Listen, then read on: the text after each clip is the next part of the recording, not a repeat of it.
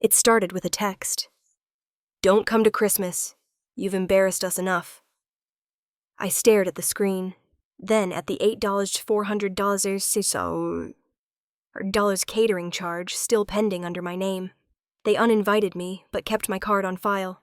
So I froze it. Within hours, every rental, every wreath, every family tradition collapsed. My phone lit up with missed calls. And in that silence, I realized I wasn't the problem. I was the funding. If you haven't subscribed to the channel yet, don't forget to hit subscribe /like button and tell us in the comments where you're tuning in from. It started with a text, not a greeting. The coffee machine was still hissing when my phone lit up on the counter, vibrating hard enough to rattle the spoon beside it. The screen showed one name: Mom. It was barely 6 in the morning. The sky outside a dull gray curtain over downtown Seattle. I wiped the condensation off the screen and read, "Don't come to Christmas this year. Everyone's contributing and you're not. You embarrassed us enough last year." For a second, I thought I was still half asleep. I blinked, read it again. Then a third time, slower, as if the words might change. But they didn't. The smell of burnt coffee filled the air. Last Christmas came back in flashes. The church gala at St. Andrew's, the gold tablecloths, the sound of a choir echoing off the stone walls. My mother, Eleanor Bennett, had stood near the podium, smiling for photos while telling everyone the Bennett family is proud to sponsor this year's event. She never mentioned that it was my account footing the bill. When someone asked about the foundation behind the donation, I'd said quietly, "It's just my personal contribution, not a family foundation." The room had gone silent. My mother's smile had cracked. My father's stare had turned sharp enough to cut glass. They'd left halfway through dinner, furious. And now, 1 year later, I was uninvited from the very celebration my money still paid for. I sat down at the kitchen table, the chill of the marble seeping through my palms. My thumb hovered over the screen, tempted to type something. Anything. But I didn't. There was nothing left to woe that hadn't already been twisted against me before. Instead, I opened my laptop. The light from the screen washed the small apartment in a cold blue hue. I logged into my bank account, fingers moving automatically. The numbers glared back. Under transfers and payments, the total for 2024 glowed in neat black print, $12,583,100, all labeled as family expenses. I scrolled through the list. Lucas car repair, $200. Julia catering deposit, $300.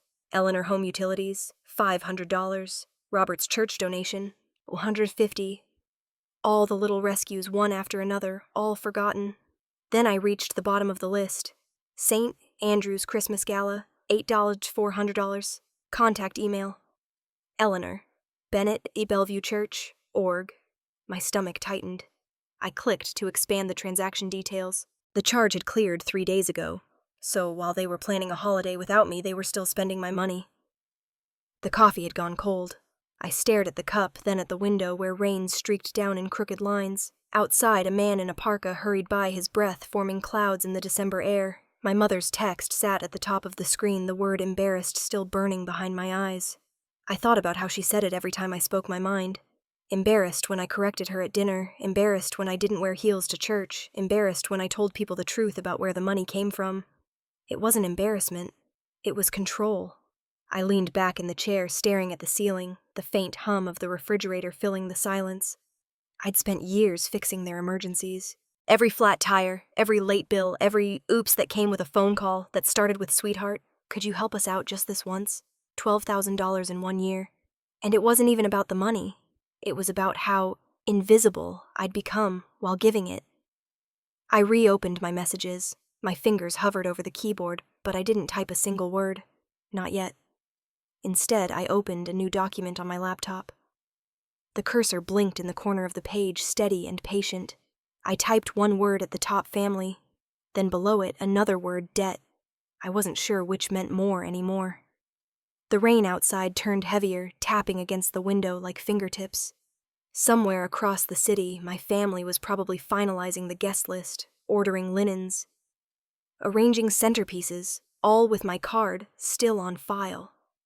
I whispered to myself, "They don't need me there. They just need my card." The apartment felt smaller suddenly, but calmer too, like the air had shifted. I stood, poured the coffee down the sink, and rinsed the cup clean. Through the window, the first faint glimmer of daylight broke through the clouds. It looked cold, almost metallic, stretching across the skyline. Christmas lights twinkled faintly on a balcony across the street. I reached for my coat and looked once more at the text on my phone. Don't come to Christmas this year. Fine, I thought. But this year, I wouldn't just stay away. I'd make sure my absence was finally noticed. By noon, the rain hadn't stopped. A gray curtain pressed against the windows of my apartment. The kind of light that makes everything look colder than it already is. I moved my coffee aside and opened my laptop again, the glow of the screen cutting through the dull afternoon. I clicked open Excel, the one place where chaos made sense to me. Rows, numbers, patterns. I created a new tab and named it Family Transfers. My fingers hesitated over the keyboard for a second before they started to type. Lucas, car repair, $200 on Julia. Catering deposit, $300. Robert, donation check, $500. 3 lines in. I started color-coding them red. It felt right. Each red cell pulsed like a small warning light. Every time I filled one, a memory came with it. Lucas calling one night, his voice urgent. Sis, the brakes are gone. I just need a couple hundred till next paycheck. Julia texting. Hey, Mom says you're good with online payments. Can you just cover the deposit? I'll Venmo you later. Dad smiling over Sunday dinner. Your contribution to the church fund really helped the family name. You're dependable, kid. None of them remembered to pay me back. None of them even tried. Mom's voice came next, soft but sharp in my head. You're lucky to have such a stable job, sweetheart. Helping out is part of family. I stopped typing. My reflection blurred in the window, gray and shapeless like the city outside. It wasn't the money. It was the way they made it sound like duty, like I was doing penance for being successful. I opened another tab and labeled it Christmas 2024. The keys clicked faster this time. Evergreen Catering, $8, $400. Homelight Rentals, $1,200. Holiday Decor Shop, $760. Gifts for Guests, $480.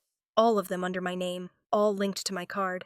Every invoice I opened listed my billing address, but my mother's email for contact.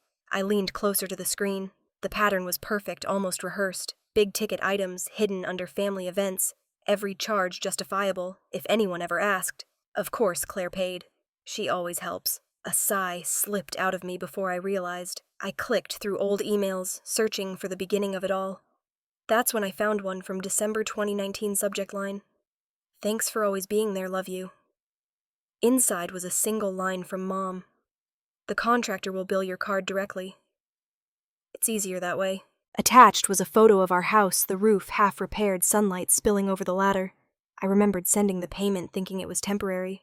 4 years later, that temporary convenience had become routine. I sat back and let the chair creak under me, staring at the ceiling. 4 years, I murmured, my voice barely audible. They've been using me for 4 years, and I never noticed. The rain hit harder against the glass. A bus rumbled past outside its tires, slicing through puddles.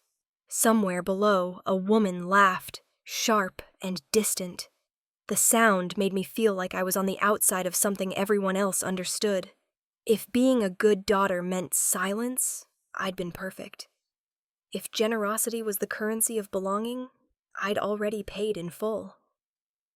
I clicked back to the spreadsheet and looked at the red lines again.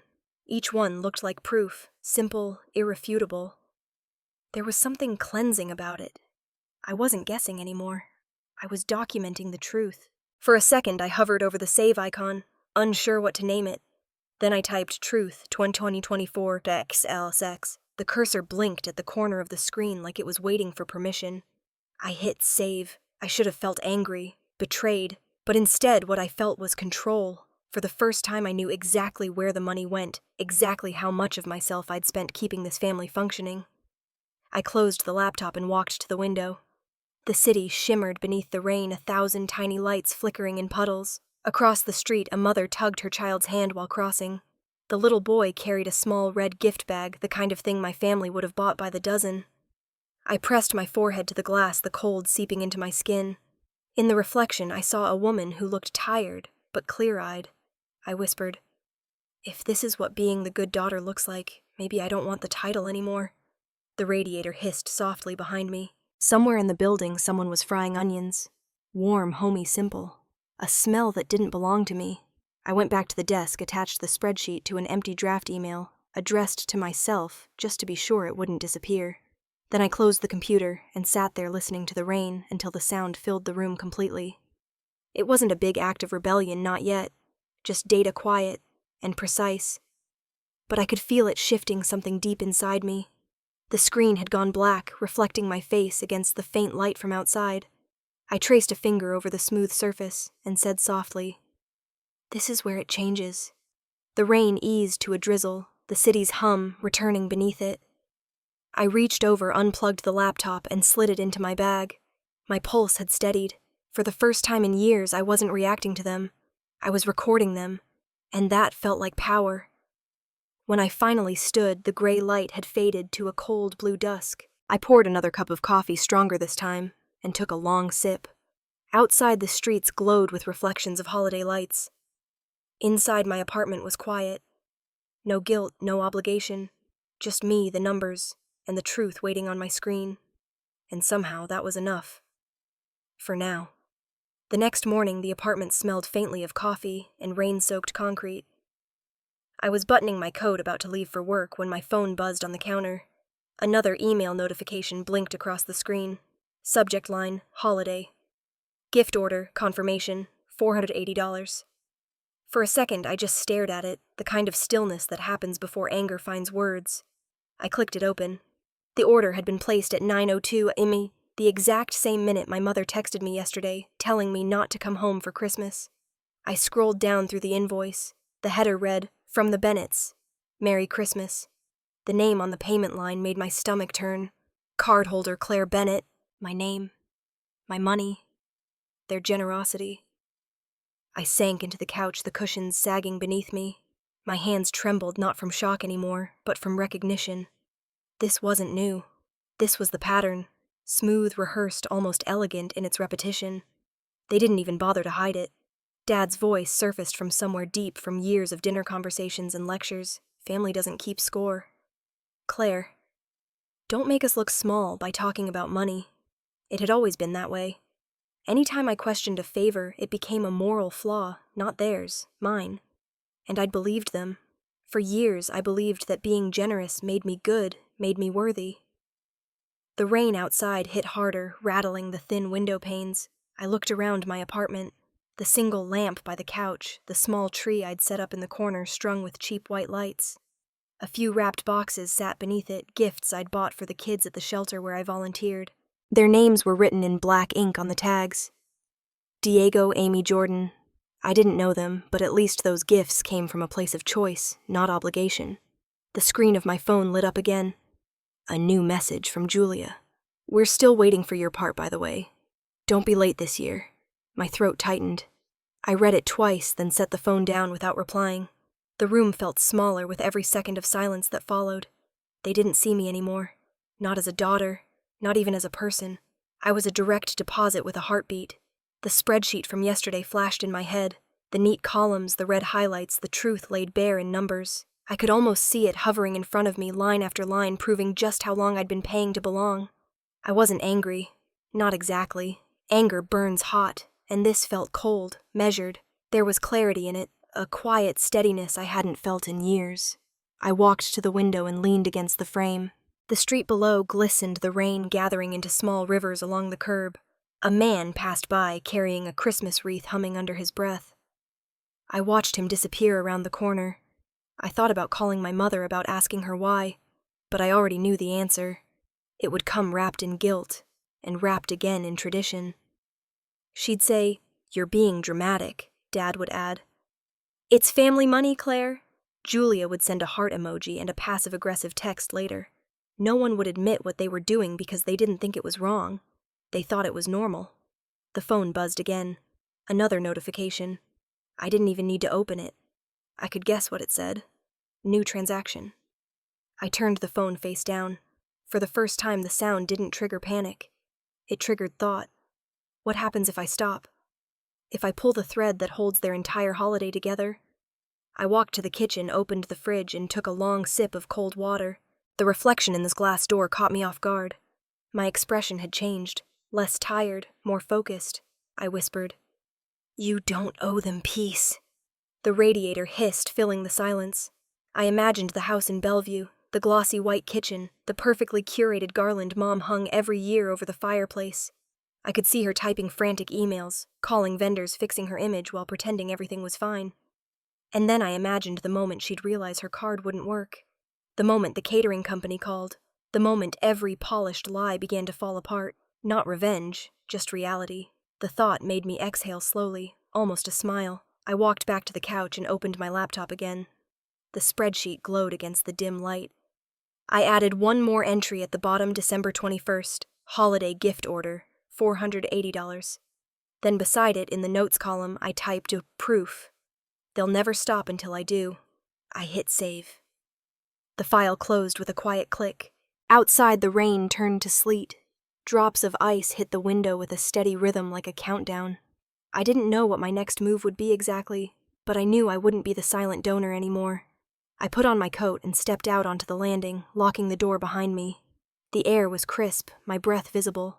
The streets shimmered under Christmas lights strung across the narrow road. People were laughing, carrying packages, living inside the kind of warmth that used to be mine. As I walked toward the corner, I passed a store window displaying a sign in bright red letters, "Give joy this season." I thought not unkindly I already did, for years. The rain began again, softer now, brushing against my face as I crossed the street. Somewhere inside me something shifted, quiet, irreversible. They could keep their party, their decorations, their pride. I was done funding the illusion. By the time I reached the next block, the decision had already settled in. I knew exactly what I was going to do next. By late afternoon, the office was almost empty. The sound of the rain outside pressed against the windows, a steady hush that filled every pause. I sat at my desk, the glow of the overhead lights casting a pale sheen across the metal filing cabinets. It smelled faintly of paper coffee and the leftover cinnamon candle someone had lit earlier in the week. I stared at my phone for a long moment before dialing. My reflection looked back at me in the black glass of the window, hair slightly damp from the morning rain, eyes sharper than I remembered. I took a breath and pressed call. First Northwest Bank. "This is Lisa. How can I help you today?" "I need to freeze my credit card immediately," I said. My voice sounded calm, steady, like someone reading off a list. "There are several unauthorized transactions I need to report. I can help with that," she replied, fingers tapping on a keyboard. "Can you confirm the merchant names?" "Yes. Evergreen Catering, Homelight Rentals, Holiday Decor." "Shop?" I hesitated, then added, "And possibly a few others linked to those accounts." "All right," she said. "I'm seeing the charges here. Total of just over $10,000 across multiple transactions. Do you recognize any of these?" "No," I said quietly. "They were all made without my consent." She paused. "Would you like to file a fraud claim and begin an investigation? It may result in a report to law enforcement." I looked out the window. The rain had thickened into a blur of white streaks, the city dissolving behind it. "No," I said. "I just want it all to stop." "Understood," Lisa replied gently. "The card will be locked as of now. Any pending payments will be declined. Thank you." The call ended with a click that sounded final, heavier than it should have been. For a moment I didn't move. The hum of the fluorescent light above me was the only sound. Then my inbox chimed. "Payment declined. Evergreen Catering." 2 minutes later, payment failed. Homelight Rentals. Then another holiday decor shop. Authorization denied. Each ping echoed in the quiet room, a rhythm steady and low, like a heartbeat slowing down after a long run. I straightened in my chair, hands clasped in my lap. I'd imagined this moment so many times, what it would feel like to draw a line they couldn't cross. I thought I might tremble, or cry, or feel guilty, but I didn't. I just felt level. The rain muffled the sounds of the city. I could almost hear Bellevue in my head, the sound of my mother's sharp voice cutting through her own panic. She'd be on the phone with the caterer. Her tone polite but shaking. My father would be pacing the living room, muttering about embarrassment and family reputation. Julia would text me soft and passive-aggressive, pretending to mediate, while blaming me underneath every word. I pictured the way Mom would grip her phone knuckles white, whispering to Dad, call her, "Fix this." I closed my eyes, exhaling slowly. For years, I had rushed in at the first sign of panic. This time, I didn't move. My mind went back to something Martha, my neighbor, once said when we talked about family. Sometimes you can't fix people without letting them break a little. I never really understood it until now. The phone buzzed again, another email. Service terminated, Winterglow Party Rentals. I smiled faintly, not because I was happy, but because there was nothing left to hide behind now. The truth was already doing the work for me. Outside, the rain eased just enough for the city lights to shimmer through. Cars passed by below their headlights, smearing across the wet pavement. In the reflection of the window, I caught sight of myself again, shoulders back, eyes tired but clear. Mom. I whispered, "You did this to yourself." I stood collecting my coat from the back of the chair. The office was nearly dark, only one lamp still burning near the receptionist's desk.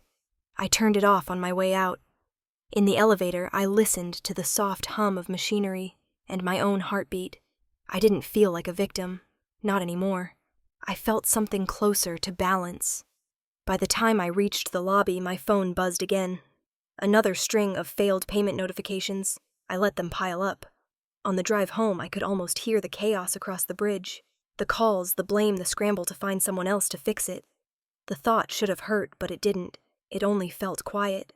When I got home, the city was wrapped in darkness. I hung my coat toed off my shoes and sank into the couch. The apartment hummed softly with the sound of the heater. I pulled the blanket over my lap, opened my laptop again, and watched the inbox fill with red-letter subject lines. Every declined was another small truth delivered without my voice. The world outside still smelled like rain, and the city lights blurred like watercolor through the window. For the first time in years, I wasn't reacting to a crisis. I was letting it unfold. And somewhere in Bellevue, my mother was finally learning what it felt like when silence didn't mean surrender. It meant enough. By 7 that night, the calls started. At first, I thought about letting the phone keep ringing, but the sound of it vibrated against the table, like a pulse I couldn't ignore. I stared at the screen until the name appeared. Mom. I picked it up, but said nothing. Claire. Her voice was sharp, already trembling with anger. What's wrong with your card? The caterer says the payment didn't go through.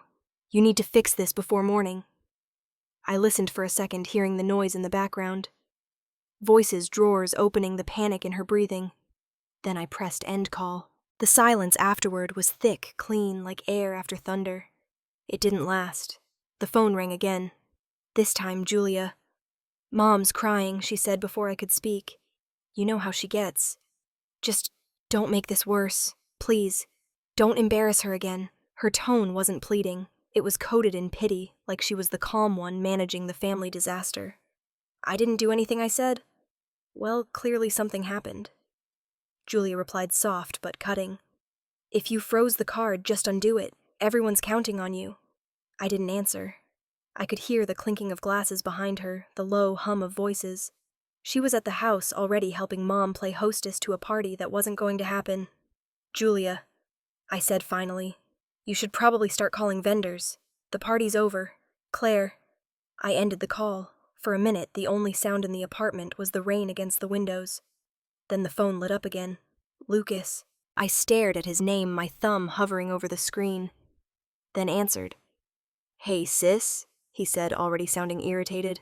Mom says the catering bounced. You just need to call the bank, get it cleared. You know we're not good with that stuff. Lucas. I said, how many times have you told me you'd pay me back? He hesitated. This isn't about that. This is about Christmas. Everyone's counting on you. Okay, don't ruin it for Mom. I almost laughed. Quiet, breathless. I'm not ruining Christmas, Lucas. I just stopped paying for it. He scoffed. You're unbelievable. You always have to make things dramatic. Good night, I said, and hung up. The calls came again and again. Sometimes Mom, sometimes Julia, once even Dad. His voicemail came through mid-sentence, his voice clipped and tired. Claire, this isn't the time for games. Fix the problem. I sat on the couch and let them all roll to voicemail. The phone kept buzzing on the table, lighting up with names I knew too well, and each time it went dark again, I felt something loosen in my chest. Finally, I picked it up and opened the family group chat. I typed I did not authorize any of those transactions. Then I set the phone down beside me. I didn't expect a reply, but the read receipts popped up one by one. Mom. Dad. Julia Lucas. 5 minutes passed. Then another buzz. Mom. Be the bigger person.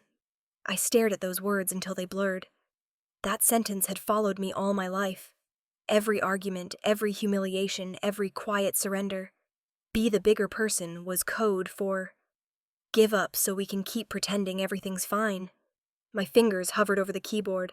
I wanted to type something back, something sharp enough to finally draw blood. But I didn't. I just flipped the phone over face down. The screen went black, and with it, the room went still.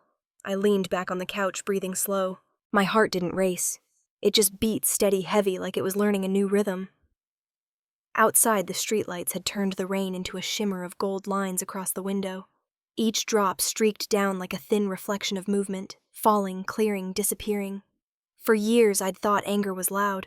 Tonight, I learned it could be quiet, too. I sat there in the half-light of my apartment, the city humming below, my phone silent now. Somewhere across the bridge, my family was pacing, calling, shouting, blaming. But for the first time, none of it touched me. The guilt that used to arrive instantly after every argument, the voice that whispered you're overreacting, didn't come this time.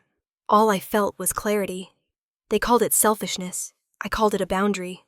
The rain thinned into mist outside, the sound soft and steady. I watched it trace down the glass, my reflection faint behind it. For the first time in years, the word enough felt like peace, not surrender. I reached over, picked up the phone, and turned off the ringer. No vibration, no sound. Just silence. The city lights blurred into halos on the wet glass.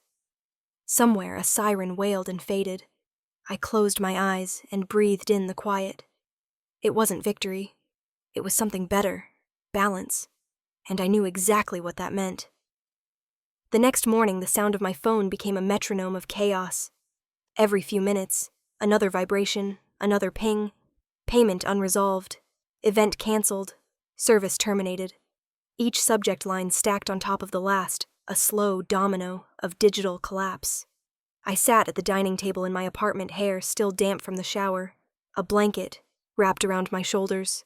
The laptop screen glowed pale blue against the gray daylight. I opened the first one. Evergreen Catering. Contract canceled. The second. Homelight Rentals. Unable to process payment. The third. Holiday Decor Shop. Account frozen, service discontinued. I clicked save as PDF one after another, dragging each file into a folder named Proof. It felt clinical, procedural. A quiet satisfaction crept in. Not joy, just the sense that things were finally lining up the way they always should have. While I worked, I could almost see the scene unfolding across Lake Washington. Mom on the phone with the caterer pacing the living room in her red sweater. There must be some mistake, she'd say, her tone tight but polite. Dad barking in the background. Who changed the payment info? Julia standing near the kitchen island, whispering. Mom, breathe. I'll call them. Lucas probably pretending to help while blaming me between phone calls. I could hear it like a soundtrack playing just under the rain outside. The perfect Bennett holiday, crumbling in real time. I took a sip of coffee, cold by now. The next notification popped up, vendor contract terminated. Winterglow Rentals, another one, refund pending, St. Andrew's Church facility deposit. Refund. That word made me laugh. For once, the money was coming back my way. Then somewhere between the steady hum of my laptop and the tapping of rain on the window, there was another sound. A knock at the door. I froze. Not the frantic kind of knock that comes from family or drama, but a gentle, rhythmic one. When I opened it, Martha Langston stood there, my neighbor. 68, retired teacher, silver hair tucked under a knitted cap, holding a small tin wrapped in a red ribbon. I was baking, she said, smiling faintly. Thought you might need some company. Her eyes were kind but sharp enough to see more than I said out loud. I stepped aside. Please, come in. She walked in, brushing snowflakes off her sleeves. The air smelled like ginger and sugar. I poured her tea while she looked around my living room. Her gaze landing on the small Christmas tree in the corner. You didn't go home this year, she asked. I shook my head. No. Home kind of uninvited me. She smiled gently. Families have a strange way of saying things they shouldn't. We sat at the kitchen table, the soft light from the window turning her silver hair almost white. She opened the tin, ginger cookies, perfect, and golden. My son once took every dollar I had, she said, after a long pause. All my savings. Promised it was just a loan until he got back on his feet. I looked up, surprised. Did he ever pay you back? She shook her head. Eyes distant. No, he lost it, gambling mostly, and for a long time I thought forgiving him meant pretending it didn't happen. What changed? Martha folded her hands, her voice calm and steady. I let him face it, stopped rescuing him. He spent a year thinking I hated him, but when he finally stood on his own again, he thanked me for letting him fall. I didn't speak for a moment. The sound of the radiator filled the silence between us. She smiled faintly. Sometimes letting people fall is the kindest thing you can do. Otherwise, they never learn to stand without you. I felt my throat tighten. She didn't know the details, didn't need to. The truth of what she said slid right under my skin. I stared down at the cookie in my hand. That must have been hard, I said quietly. It was, she said, but it was harder pretending everything was fine. We sat in silence for a while, sipping tea, the world outside coated in white. The chaos on the other side of the bridge felt far away, almost unreal. When Martha stood to leave, she touched my shoulder lightly. You're doing the right thing, Claire, she said softly. Even if it feels wrong right now. I walked her to the door. The cold air rushed in as she stepped into the hallway, snow still falling in slow, lazy flakes. She turned back, once smiling, and said, Keep the tin. You'll need something sweet later. When I closed the door, the apartment felt different, lighter somehow. I set the tin on the counter and walked to the window. Bellevue lay invisible behind the fog, but I could almost picture the house. Its glowing lights flickering off one by one, the tree they'd bought with my card still standing but dimmer now. The snow outside caught the light from passing cars glimmering like small quiet sparks. For the first time in years, the season didn't sting. It just was. I pressed my hand to the cold glass, watching flakes melt against my palm. Maybe Martha was right. Maybe this was what it looked like to stop saving people who never saved you back. I stayed there until the light changed, until the street below disappeared beneath a white sheet of calm. And in that stillness, for the first time in a long while, winter didn't feel cold at all. The sky over Bellevue looked like wet concrete when I pulled into my parents' driveway. The road shimmered with slush gray snow piled at the edges of the sidewalk. My wipers scraped slow arcs across the windshield, each pass clearing a narrow strip of clarity before blurring again. I parked behind my father's Lexus. The house glowed in its usual perfection, white lights strung along the porch wreath centered on the door, a red ribbon too bright against the gray. For years, that image meant comfort. Today, it looked staged. As I climbed the steps, the front door swung open before I could knock. My mother stood there, her cheeks flushed, eyes sharp and glistening. "Do you have any idea what you've done?" she shouted. "Pastor Green called. Everyone knows the gala's been canceled. You embarrassed this family, Claire. You made us a laughingstock." Her voice echoed through the entryway, bouncing off the polished hardwood. I could smell pine from the giant tree behind her, mixed with the faint scent of wine. I took a slow breath. "I stopped you from using my card," I said evenly. "If you feel embarrassed, maybe ask yourself why." Her mouth opened, then closed again, her face tightening like a wound being pulled shut. My father appeared from the living room, a newspaper folded in his hand. "Family shares things," he said flatly. "You've always been dramatic, but this is selfish, Claire." I stepped inside, setting my purse on the entry table. The warmth hit me like a slap, heavy, artificial, selfish. I reached into my bag and pulled out a stack of papers neatly clipped together. These are 40 transactions all charged to my card. No one asked. No one thanked me. But I'm the selfish one. He dropped the paper onto the counter with a snap. "You didn't need to make a scene. You could have just talked to us. I did." I said quietly, "You just didn't listen." Julia appeared from the hallway, her voice soft and practiced. "Can everyone just calm down?" "The neighbors can probably hear." She was dressed perfectly, hair curled, a soft smile plastered on like makeup. She was always the diplomat, the one who smoothed the rough edges I wasn't allowed to have. Julia. Mom hissed, "Don't defend her." "I'm not," Julia said quickly. I'm just saying, maybe yelling isn't helping. Behind her, Lucas leaned against the wall, arms crossed, his phone in hand. It's just money, he muttered. You always make things bigger than they are. I turned toward him. You've been saying that since the first time you borrowed from me. Remember the breaks, the rent, the vacation. He looked away. You can afford it. I felt the air shift heavy with the same old story. Me as the dependable one, them as the misunderstood victims. The problem isn't the money, I said, my voice calm but clear. It's the respect that never came with it. Dad slammed the folded newspaper onto the table. Do you hear yourself? We built this family's reputation from nothing. Your mother worked for years to keep our name respected, and you... I stopped paying for the illusion, I interrupted. The silence after that felt like gravity. No one moved. Mom's lips trembled. Then she said quietly, You think you're better than us now? Is that it? No, I said. I just finally see the truth. For a moment, all I could hear was the faint ticking of the clock above the mantel. Every second stretched longer than the last. Julia rubbed her temple, whispering, Can we please not do this right before Christmas? I looked around. The glittering tree, the untouched presents, the garland hung with precision. This isn't Christmas. It's a performance. My father's jaw tightened. Get out, he said, voice low. Mom blinked, startled. Robert, I said get out. If you don't want to be part of this family, leave. I picked up my purse slowly, the papers still in my hand. I already left, I said. You just didn't notice. I walked to the door. Behind me, I heard Julia's voice crack. Claire, wait. But I didn't stop. Outside, the air bit at my face, clean and cold. The snow under my boots made a soft, wet crunch as I crossed the porch.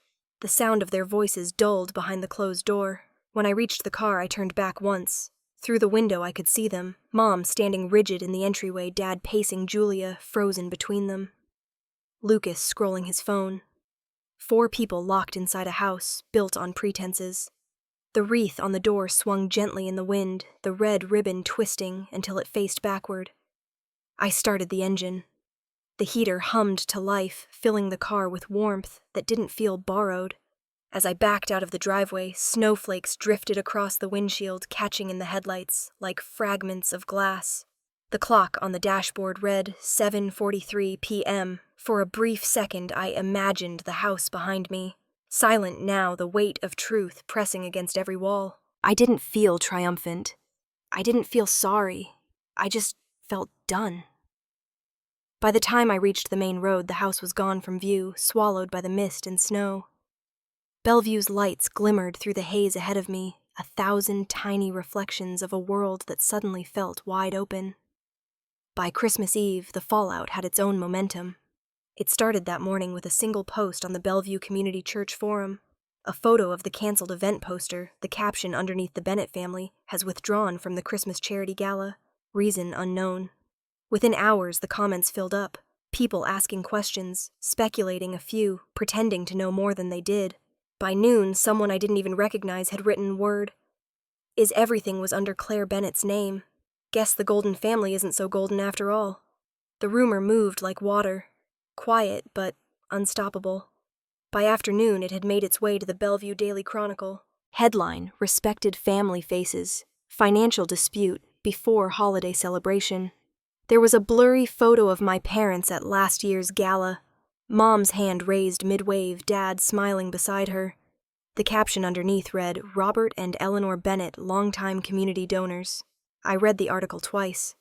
My name was buried halfway through. Sources confirm expenses for the canceled event were billed under the daughter's account. I closed my browser and exhaled. I thought I'd feel exposed. Instead, I felt weightless. The truth had finally stopped hiding. Across the lake in Bellevue, the story was unraveling in real time.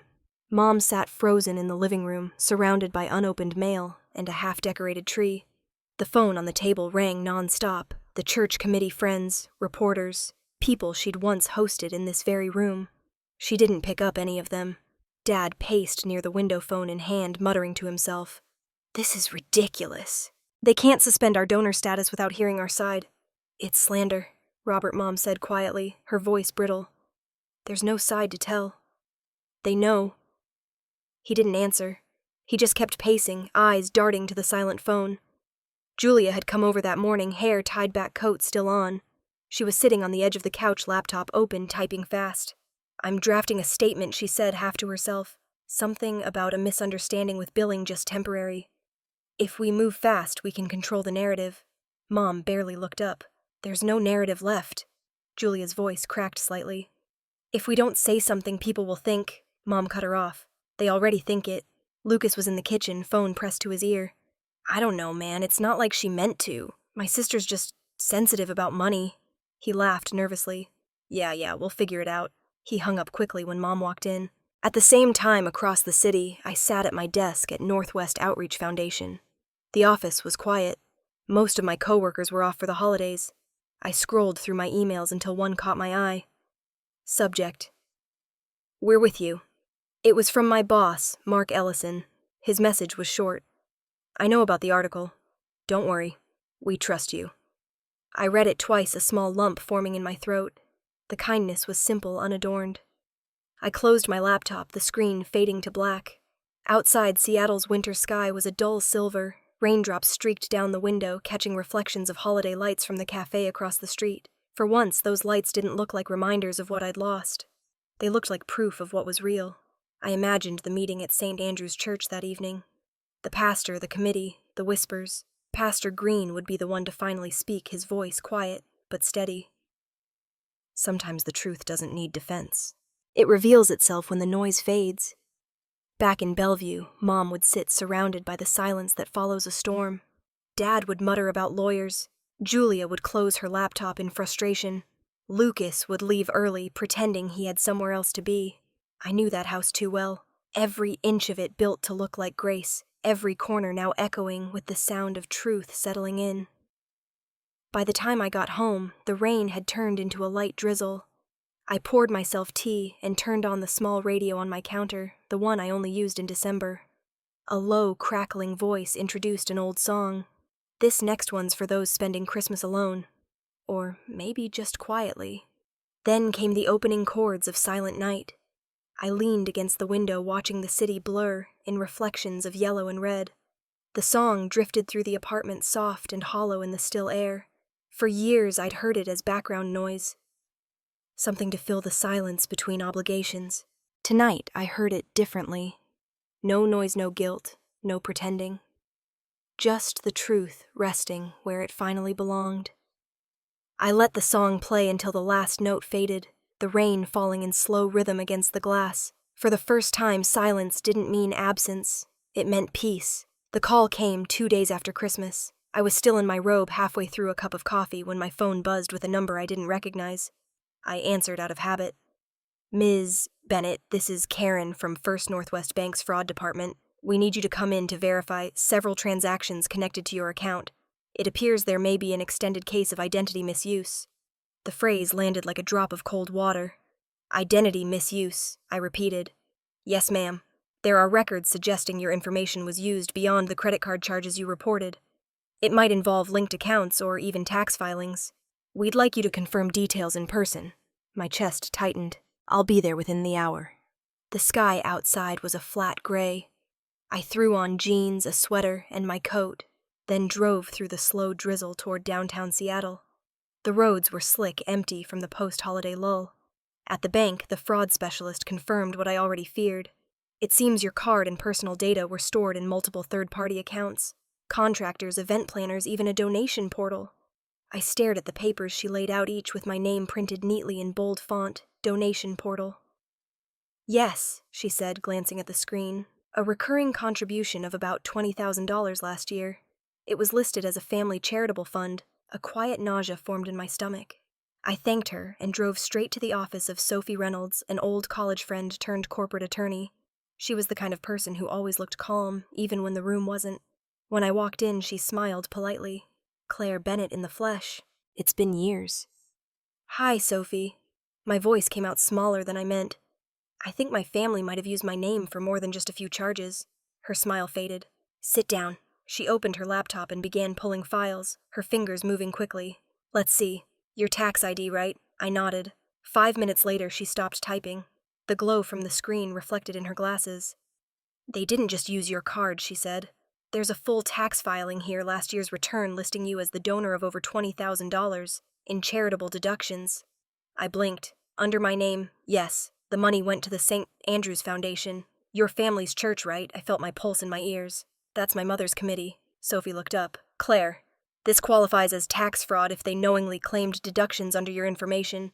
Do you want to press charges? The room was silent except for the sound of rain against her window. I stared at the file on her screen. My name sat there surrounded by false numbers and hollow generosity.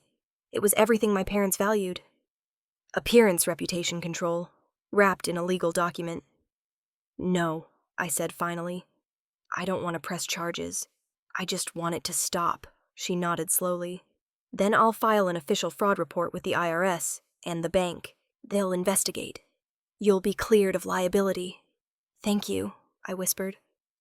By the time I left her office, the rain had turned to snow, thin flakes that melted as soon as they hit the windshield.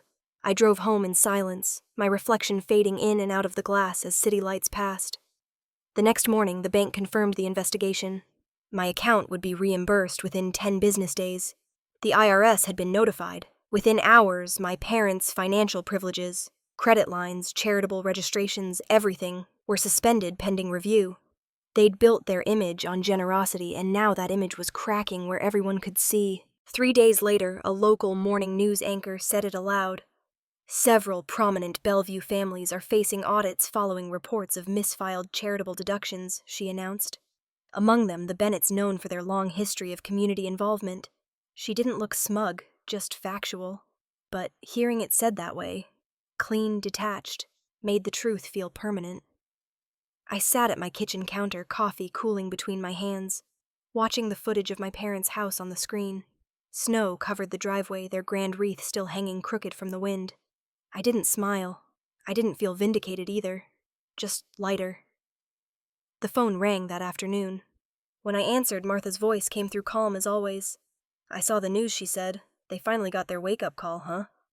I guess so, I said softly. Good, she replied. Now it's your turn. For what? To rest. You've been carrying other people's consequences for years. I looked out the window. The snow was falling heavier now, blanketing the street until it disappeared. Maybe you're right, she chuckled. I usually am. After we hung up, I stayed by the window, watching the snow pile quietly on the railing. The world looked muted, almost still. Somewhere in Bellevue, my parents were probably calling lawyers, drafting explanations, convincing themselves this was all temporary. But the truth didn't need noise to survive. It just needed daylight. For the first time, I wasn't afraid of what came next. I finished my coffee, rinsed the cup, and set it carefully in the sink. Outside, the snow kept falling soft and relentless, covering everything evenly. No favorites, no exceptions. By the time December 29th arrived, the city had gone quiet again. Most of the offices downtown were half empty, the hum of the heater louder than the sound of footsteps. My desk lamp cast a pool of yellow light across a stack of reports I hadn't really been reading. I was thinking about nothing in particular when the door to my office opened. I didn't have to look up. I already knew. Mom. She stepped inside, slowly closing the door behind her. Her heavy wool coat looked too big on her small frame. Her lipstick was smudged, her hair limp from the rain.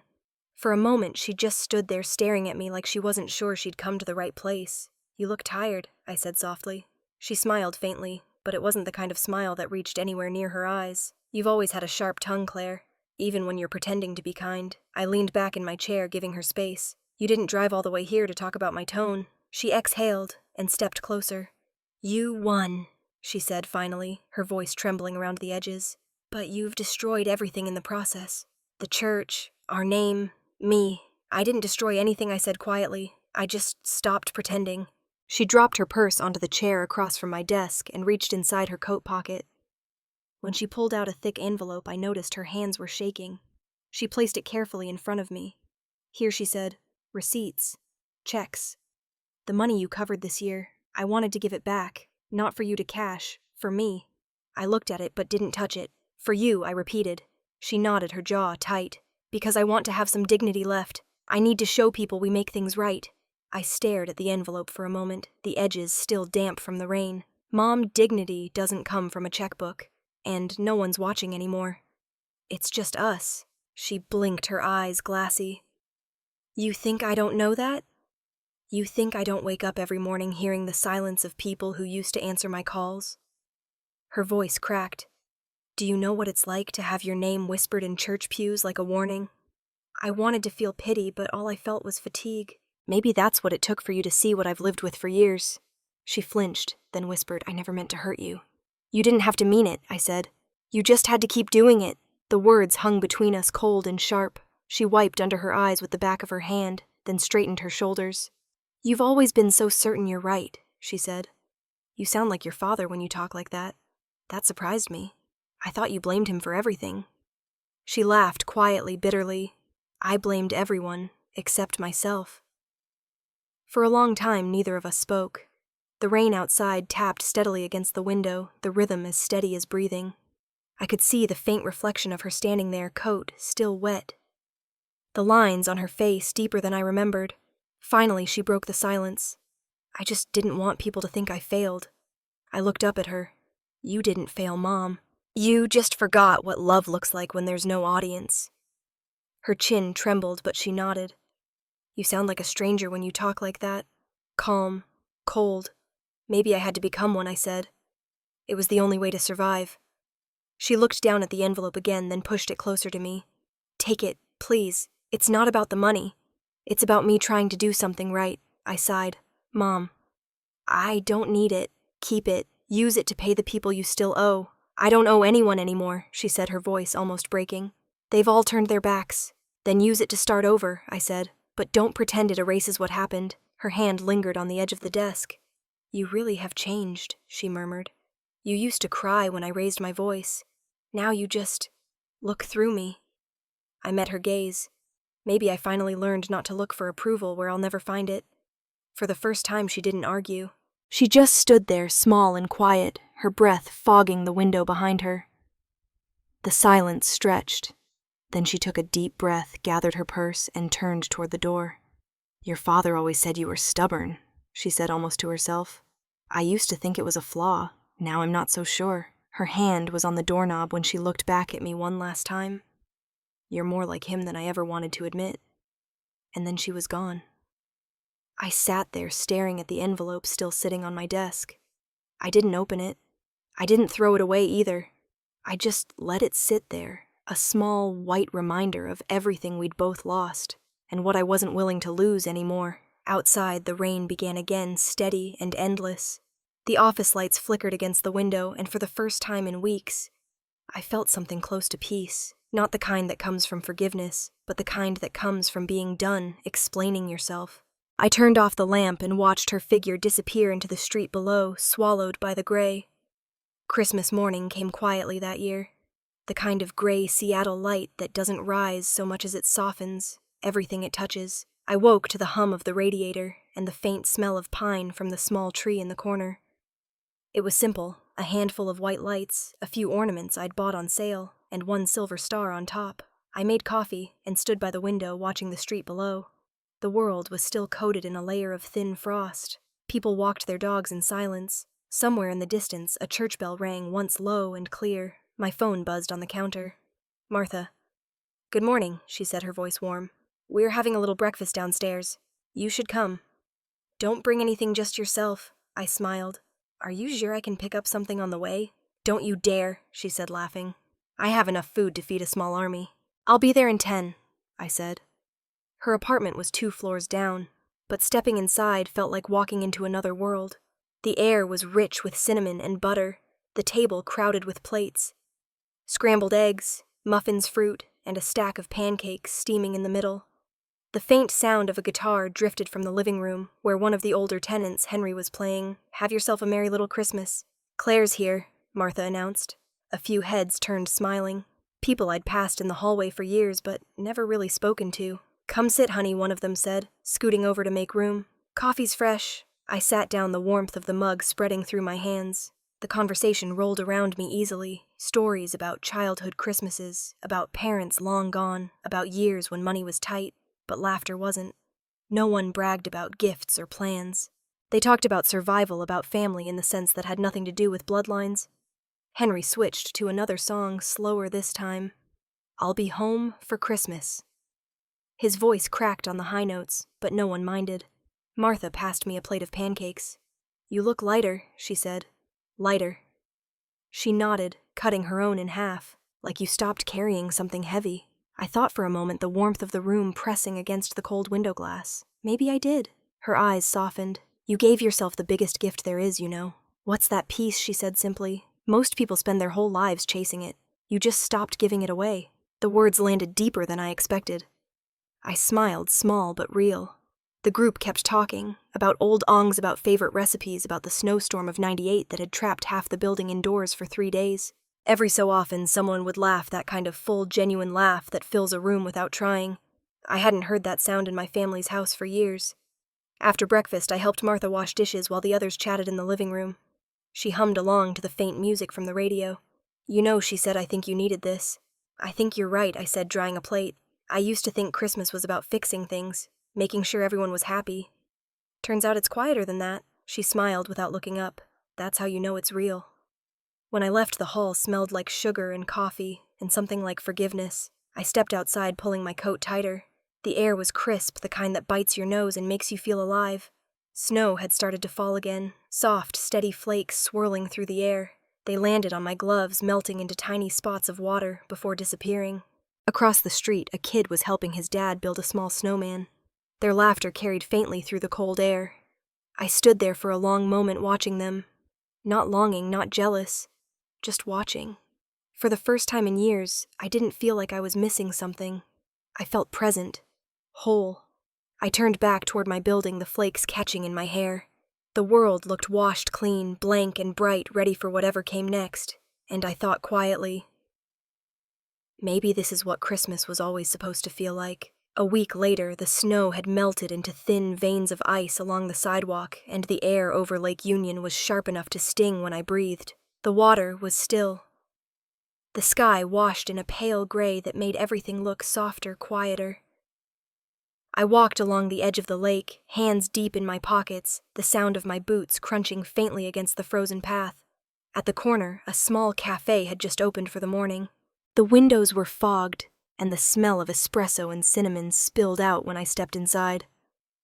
I ordered a black coffee and picked up a newspaper from the rack near the door. The headline on the front page stopped me cold. "Bennett family withdraws from church board. Northwest Outreach Foundation breaks donation record." Just below it was a photo. Me shaking hands with Mark Ellison, my boss at the foundation's winter fundraiser. My smile was calm, genuine. I hadn't even realized they were taking the picture that night. For years, I'd only ever seen my name printed under someone else's shadow. Another line item in a donation ledger, another thank you buried in the fine print. But now it was there on its own, clean, unembellished. Not for the money I gave, but for the work I'd done. I folded the paper under my arm and walked back toward the lake. The wind lifted my hair cold and steady. Across the water, the skyline shimmered, faintly streaked with the muted reflection of the morning clouds. I sat on a wooden bench facing the lake, coffee warming my palms. The ripples moved slowly across the surface, each one breaking and smoothing again like breath. In the silence, my mother's voice rose in memory, clear as if she were sitting beside me. "Don't embarrass us, Claire. Don't make me look small." For a long moment, I watched the water and let her words echo, then fade. Then I said quietly, "I didn't make you look small, Mom. You did that yourself when you forgot what love really was." The wind caught the edge of the newspapers, fluttering it against my knee. I pressed it flat, the photo catching the light. For the first time, I saw myself not as a reaction to her, but as someone whole, separate, steady. The anger was gone. So was the guilt. What was left was a kind of quiet clarity I hadn't known I was missing. A couple walked past me laughing softly, holding hands. Their breath fogged the air between them, dissolving into the wind. I smiled, not because of them, but because I could. I finished the coffee, crumpled the cup, and stood. The bench creaked as I stepped away, my reflection stretching briefly across the wet pavement before fading. Every story my parents told about me had started to crumble the moment I stopped trying to fix it. I hadn't burned their world down. I'd simply stopped holding it up. As I walked toward the bridge, the city came alive around me. Cars hummed in the distance. A ferry horn echoed across the lake. Somewhere, someone was stringing up lights that would flicker long after this winter ended. I thought about the way Mom's face had looked in my office that day, defeated but almost human for once. I thought about the years I'd spent mistaking obedience for love, charity for closeness. And I thought about the small, stubborn truth that had carried me here. Silence can be louder than shouting, and letting go isn't the same as giving up. I paused at the edge of the pier, the wind cutting colder, now sharper. I took one last look at the water, at the skyline, reflected on its glassy surface, at the way the light fractured and came back together again. Then I smiled, small but certain. I didn't ruin anything. I just stopped saving everyone else at my own expense. They once said I embarrassed them, but it wasn't me. It was the truth that finally made them turn pale. And sometimes that's the only way people learn what honor really means. If you've ever had to choose between being kind and being at peace with yourself, choose peace. Justice doesn't always roar. Sometimes it whispers soft and steady. Enough.